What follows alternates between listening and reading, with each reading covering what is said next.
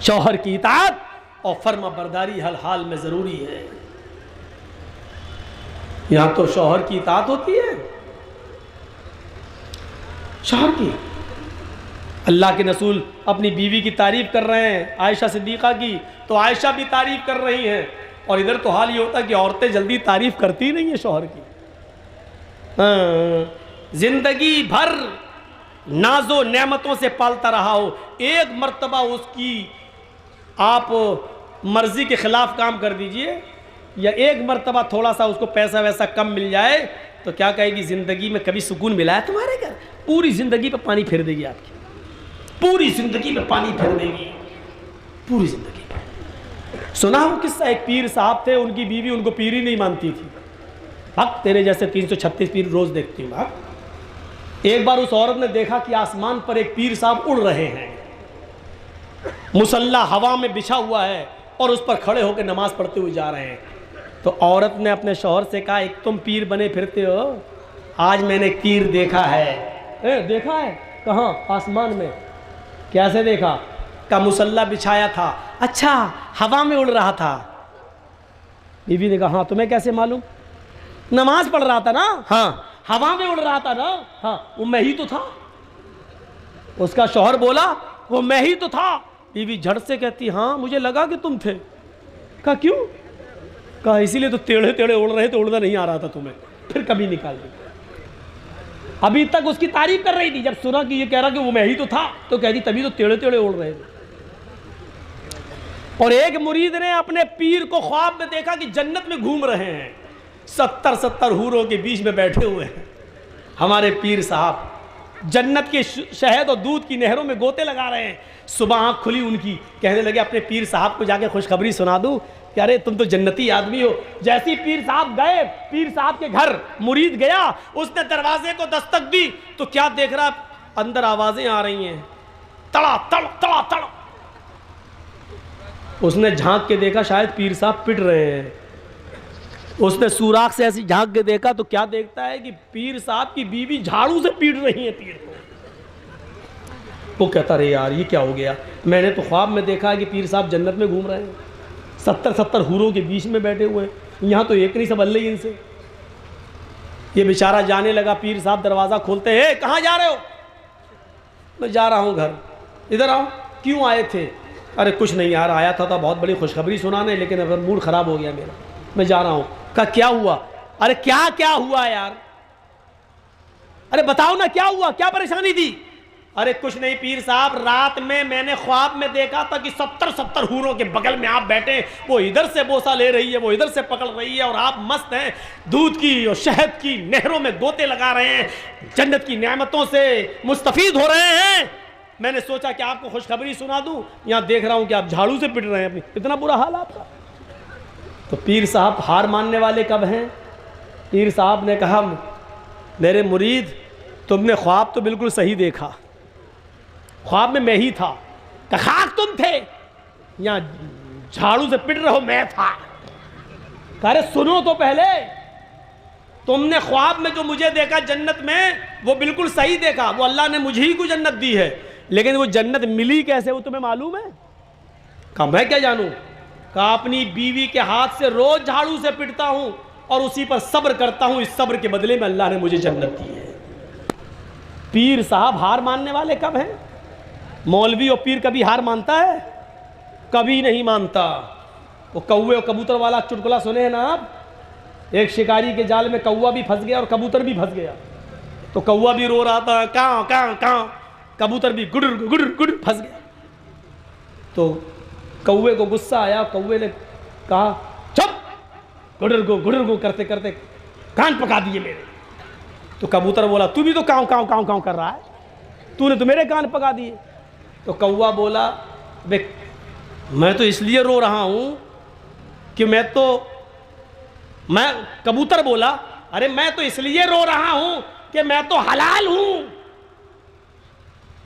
اور یہ شکاری مجھے جال سے نکالے گا اور کاٹ کے ذبح کر کے کھا جائے گا، مجھے تو کٹنا ہی کٹنا ہے، اس لیے میں رو رہا ہوں، تو نے کاؤں کاؤں کاؤں کاؤں کر کے میرے کان کائے پکا دیے۔ چپ۔ کوا بولا میں تم سے زیادہ پریشان ہوں، کبوتر بولا مجھ سے زیادہ پریشان ہو؟ ارے تو تو حرام ہے، تو یہ تو جال سے نکال کے اڑا دے گا شکاری، تیرا کیا کرے گا؟ یا پنجرے میں بند کر دے گا تو کھانا پانی دے گا، تو کٹے گا تھوڑی، ہمیں تو کٹنا ہے۔ کوا بولا چپ، کٹنا ہے کٹنا ہے، یہ جال کسی جاہل کا نہیں ہے جس میں ہم پھنسے ہیں، یہ ایک مولوی صاحب کا جال ہے جس میں ہم پھنسے ہیں۔ کبوتر بولا کیا کہ ہاں؟ تو کبوتر نے پوچھا کہ مولوی صاحب کا جال ہوا تو کیا ہوا؟ کرے مولوی پہ کوئی بھروسہ نہیں، کب کوے کو بھی حلال کا فتویٰ دے کے کاٹ کے کھا جائے، میں تم سے زیادہ پریشان ہوں، تم سے زیادہ پریشان ہوں۔ مولوی کبھی ہار مانتا نہیں، پتہ نہیں کب فتویٰ دے دے کوا بھی حلال ہے، یا یہ کہہ دے کالا کوا حلال ہے، یا یہ کہہ دے کہ 2 پیر والا کوا حلال ہے، اس کا کوئی بھروسہ نہیں، کب حلال کا فتویٰ دے اور ہم کو کاٹ کے کھا جائے۔ مولوی پیر کبھی نہیں ہارتا، کبھی نہیں، سب پریشان ہیں ان سے۔ تو وَأَطَاعَتْ بَعْلَهَا، اپنے شوہر کی اطاعت و فرما برداری، یہ 4 کام جو عورت کر لے، امام کائنات نے فرمایا، اللہ کے نبی نے فرمایا، الْمَرْأَةُ إِذَا صَلَّتْ خَمْسًا وَصَامَتْ شَهْرًا وَأَحْسَنَتْ فَرْجَهَا وَأَطَاعَتْ بَعْلَهَا، جو عورت یہ 4 کام کر لے، 4 کام کر لے، 5 وقت کی نماز پڑھ لے، رمضان کے پورے مہینے کے روزے رکھ لے، اپنی شرمگاہ کی حفاظت کر لے، اور اپنی شوہر کی اطاعت و فرما برداری کر لے، فَلْتَدْخُلْ مِنْ أَيِّ أَبْوَابِ الْجَنَّةِ شَاءَتْ، ایسی عورت سے کہا جائے گا، آئے اللہ کی نیک بندی، تیرے لیے جنت کے 8 دروازے کھلے ہوئے ہیں، تو جس دروازے سے داخل ہونا چاہے ہو جا، تو جس دروازے سے جانا چاہے چلی جا، تو جس دروازے سے انٹری پانا چاہے پا جا، تیرے لیے جنت کے 8 دروازے کھلے ہیں۔ میری ماں بہنوں، لو تمہارے لیے یہ 4 کام کرنے پر اللہ کے رسول فرماتے ہیں کہ جنت میں انٹری مل رہی ہے تمہیں۔ 5 وقت کی نماز پڑھ لو، روزہ رکھ لو، شوہر کی اطاعت کر لو، شرمگاہ کی حفاظت کر لو، جنت میں داخل ہو جاؤ۔ یہ جنت میں جانے کا ایک راستہ ہے۔ جنت میں جانے کا ایک راستہ یہ ہے کہ اللہ کے نبی صلی اللہ علیہ وسلم صحابہ کرام کے بیچ میں بیٹھے ہوئے، بخاری کی روایت ہے، اچانک آپ نے ایک سوال کیا، من اصبح منکم اليوم صائما، تم لوگوں میں سے آج روزہ کس نے رکھا؟ نفلی روزے کی بات ہو رہی ہے، فرض روزے تو سب رکھتے تھے۔ اے صحابیوں بتاؤ تم لوگوں میں سے نفلی روزہ کس نے رکھا؟ فقام ابو بکر فقال انا یا رسول اللہ، ابو بکر صدیق اٹھتے اور کہتے ہیں اللہ کے رسول میں نے۔ کہا بیٹھ جاؤ۔ لوگوں روزہ رکھنے میں ابو بکر آگے نکل گئے۔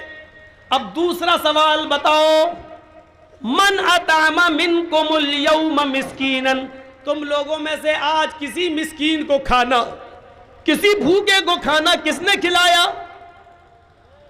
فقام ابو بکر فقال انا یا رسول اللہ، دوبارہ ابو بکر صدیق اٹھتے اور کہتے ہیں اے ابو بکر میں روزے سے تھا، میرے حصے کا کھانا بچا ہوا تھا، میں کھانا کھا نہیں سکتا تھا روزے کی حالت میں، اس لیے میرے دروازے پر ایک بھوکا آدمی آیا، مسکین آیا، میں نے اپنے حصے کا کھانا اس کو کھلا دیا۔ آپ نے کہا لوگوں ابو بکر کھانا کھلانے میں بھی آگے نکل گئے، بیٹھو۔ تیسرا سوال آپ نے پوچھا، من عاد منکم اليوم مریضا، آج تم لوگوں میں سے کسی مریض کی عیادت کرنے کون گیا؟ کیا تمہارے گاؤں میں، تمہارے محلے میں کوئی مریض تھا، کوئی بیمار ہے جس کی عیادت تم نے کی ہو؟ فقام ابو بکر فقال انا یا رسول اللہ، تیسری بار بھی ابو بکر صدیق اٹھتے اور کہتے ہیں اے اللہ کے نبی میرے گاؤں میں فلاں فلاں بیمار تھا، آج میں اس کے گھر گیا اور اس کی عیادت کر کے آیا۔